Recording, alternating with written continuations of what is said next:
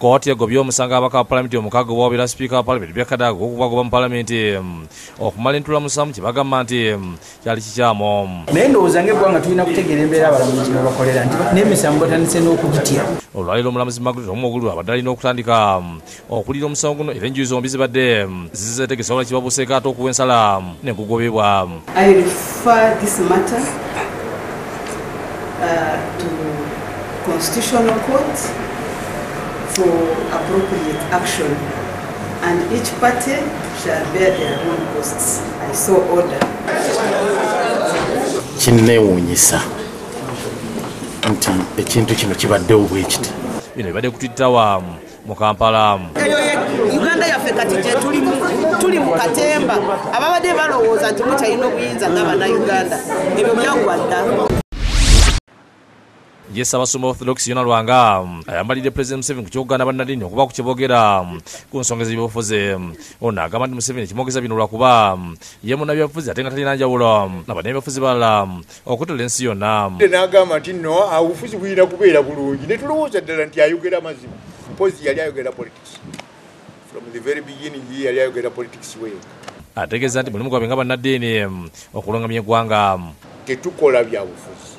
Omulimu gwaffe kwe kumulisiza obwongo bw'abantu b'eggwanga lyaffe lino okulaba ebintu bye batasobola obaolyawo okulaba bulungi babirabe nga bwe biteeka okufaanana nga naye yennyini tumutwaliddemu oyo agamba nti nno tetugwanidde kubyogerako. Ate abantu babiri bafidde mu kabenje akedde okugwa ku lugulu lw'ekinnawataka Kavule Bwegerere. Taxi namba UAV 38P bwetomedde Twitter namba KC 292X ebadde etisa amafuta okuva mu ggwanga erya Kenya.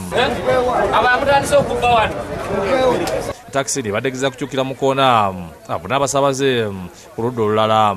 Alabye abasaabaze nayagala okuba ki yutali netabaze kiva eri kiva mu maaso lwansonga nti abadde mwana mulungi yajja wano nga mwana muto n'abeera kondakita okumala ekiseera omwana najja nga akola n'ayiga okuvuga emmotoka. Omwana oyo kyafudde kituwe ekyokuyiga bannange okukola yutani mu kkubo si kimu.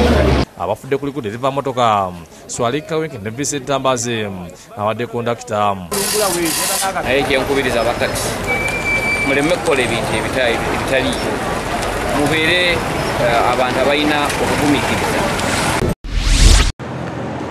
Yo University ya Makiri etaddewo akakiiko kagenda okwanukula ebyafulumidde mu alipoota y'akakiiko ka pulezidenti yateeka okunoonyereza mu Mivu University eno.